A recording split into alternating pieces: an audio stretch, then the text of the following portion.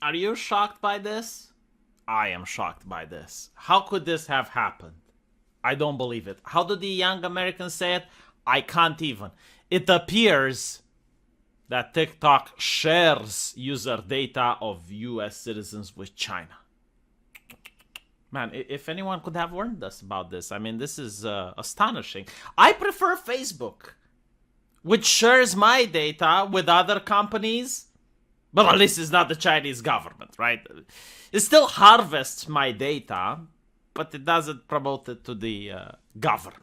Allegedly. Like, I'm legitimately curious, like, if the US government would come up and would say, you know what, Facebook, we want your data. Or, okay, maybe not the US government, the German government. Like, the German government goes like, Facebook, give us your data. Do you think they will show it? Yes or no? Probably not, right? Because we don't live in an authoritarian state. We don't do that here. Naruhodo. Leaked audio from 80 internal TikTok meetings between September and January this year revealed that the data of American users is repeatedly accessed by China-based employees of the platform's parent company, ByteDance.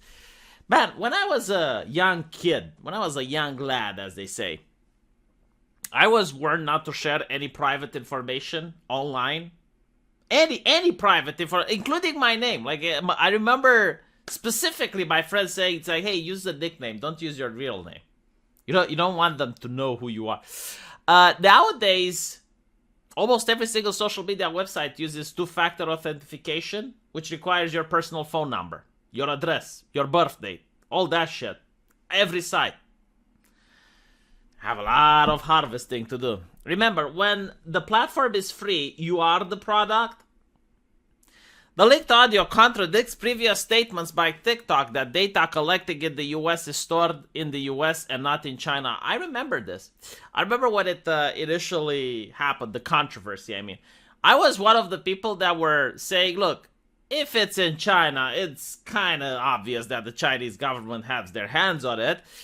And people were like, no, you're spreading harmful misinformation. I mean, TikTok says that that's not the case. And I'm like, oh, I see. So TikTok investigated itself and found that no data is sent to the Chinese authorities by TikTok. I mean, that's a trustworthy source. You know, like an asterisk. Like, who do you trust? TikTok says that TikTok didn't do anything wrong. Source, TikTok. The recordings obtained by Buzzfeed News, wow, they actually did journalism? Like, the people at Buzzfeed were journalisming? I mean, they found leaked things that they're like Project Veritas? Oh my god. Include 14 statements from 9 employees that indicate that China-based employees have access to the data of US citizens. For instance, in a meeting held in September 2021, a member of the Trust and Safety Department, I love the names of these departments, right? Like Trust and Safety. How can you trust them if they're sharing your data with the Chinese government? So it's the Department of Lack of Trust. And as for safety, I mean, I don't know. Do you feel safe on TikTok? I don't use the platform. I'm legitimately asking. Everything is seen in China. Oh. Imagine my shock. You're telling me that an authoritarian nation, which owns TikTok, has the ability to actually see what's going on TikTok? No. Oh my god. I would have never believed this.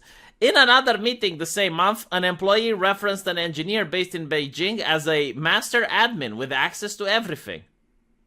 By the way, chuckleheads, if you have a TikTok account, with you I'm talking about, they know your password. You do realize this. I mean, look, I can't verify what I'm saying, you know, harmful misinformation and all that, but pretend that they know it, okay? And pretend that they know your password and username. Start changing passwords and username. My advice to you. BuzzFeed reported that the statement contradicts testimony by TikTok executive in a Senate hearing. Oh yes, I remember my more left-leaning friends who trust the institution like they trust Jesus Christ, and it's almost like, oh, well, it's a Senate hearing. He couldn't have lied. I mean, he was under oath. And I'm like, you do realize that's not like a magic spell, right? Like, it's not power word truth. It's not like zone of truth or anything. Like, they can still lie under, like, people throughout history have lied under oath. The reason they are doing it is because it's very difficult to prove that they are doing it. A world-renowned US-based security team determines who access the US data. The recording also indicates that staff in the US doesn't have permission or do not know how to access data and have to consult their colleagues in China. In a statement to Buzzfeed News regarding the revelations of the leaked audio, a spokesperson for TikTok said, "We know we're among the most scrutinized platform from a security standpoint, and we aim to remove any doubt that the security of US user data. That's why we hired experts." Look, they hired the experts. Game over. What can you do more? After the experts have arrived, that's it. The conversation is over. Are you an expert? You're not. I'm not an expert. The experts have been hired. That's it. I don't care about what BuzzFeed says. I don't care about the leaked audio and all that. The experts continually work to validate our security standards and bring in reputable independent third parties to test our defenses. Well, it's not like you're being hacked, okay? Like, no one is accusing you of your data being hacked. People are accusing you of willingly giving the data, right? So you can hire like an entire an army of experts to make sure that TikTok is safe. I'm pretty sure that it is. Like, no one can hack it. But what we are accusing you of, based on video evidence, is that you are willingly giving the data away. The suspicion that China can access US user data resulted in former President US Trump threatening to ban TikTok in the US. I'm refusing to call him President Donald Trump from now on. I'm going to start calling him the Oracle. He fits the definition of an oracle. Everyone doesn't know what's going on, but he for some reason manages to foresee the future time and time again. He does these accurate predictions. He's like Nostradamus of our time. I don't know how he does it. Based on what? How does it? He's a magical entity. That's the only explanation. All the experts are baffled. He's the only one that says, TikTok is a potential risk. So we need to ban TikTok. I remember when he said that they need to ban TikTok, everyone freaked out. Oh my God, that's fascistic. That's fascistic. That said, okay.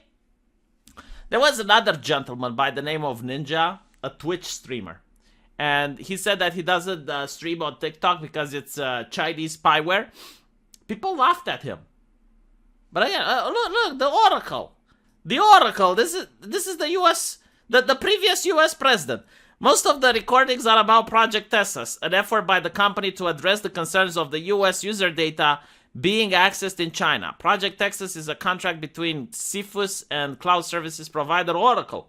The idea is to store certain protected US user data like birthdays and phone numbers in a data center in Texas. Yeah. It's very interesting, right? Because everything you say on TikTok, even if you delete it, it's probably still there. Like, do you understand this? If you posted a TikTok video that you now regret, like 6 or 7 years ago, you were an edgy boy, and you said something problematic, that video probably still exists on a server. I hope you don't get to become a judge one day, or I hope you don't get to become a politician or a senator. Because, all those young twats that go on TikTok and they embarrass themselves and, they say controversial stuff. Or even stuff that's okay now, but you don't know if it's not going to become controversial 20 years from now.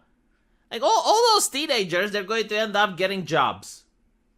Most of them probably useless jobs, but some of them might end up being in high positions like judges and lawyers and politicians and CEOs. It would be so interesting if one day they would not get an email and they would be like, hey, this video of you that you uploaded on TikTok years ago and you thought you deleted resurfaced.